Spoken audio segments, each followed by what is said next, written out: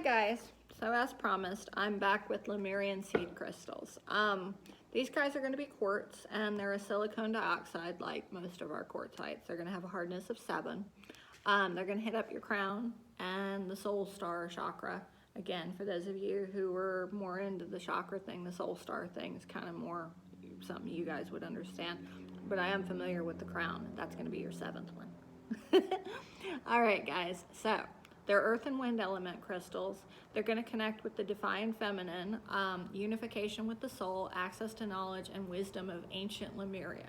So, for those who aren't in the know, I'm going to explain the whole ancient Lemuria thing. It's very much like Atlantis. It's a lost city that's mythological. And, you know, some folks believe that where Hawaii is now is where it existed.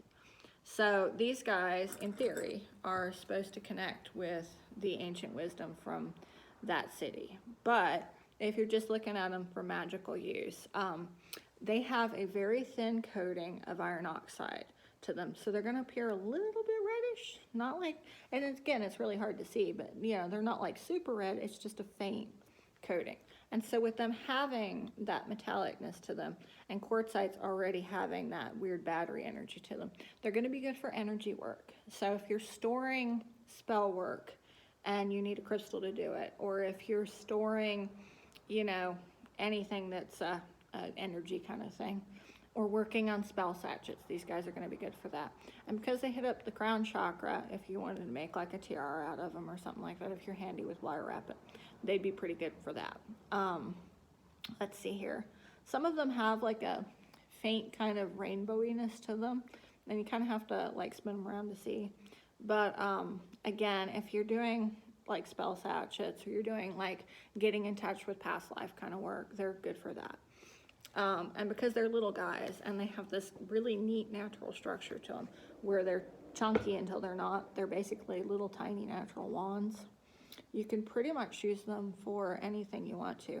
In fact, if you're carving your own wand, this would be a really cool crystal to set into the tip of it. But again, that's up to you guys' craftiness. But you can use them for all kinds of storage purposes or energy drawing purposes.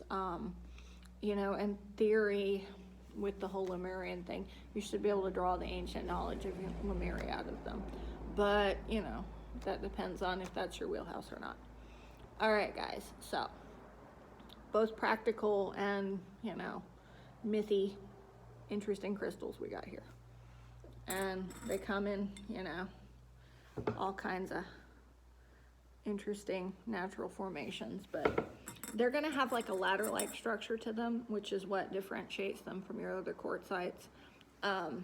They have, and it's very hard to show you guys because they're kind of tiny, but in person, it's this really faint lines that go across there. And yeah, lines is the technical term.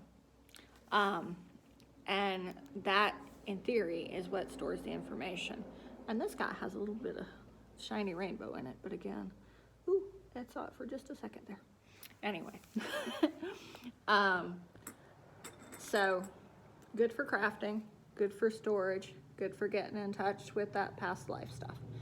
So anyway, I'm hoping to bring you guys our not so daily tarot card reading a little bit later today. Again, I'm trying to make up for the I didn't bring you a video yesterday kind of deal. All right, so hopefully we'll see each other again soon.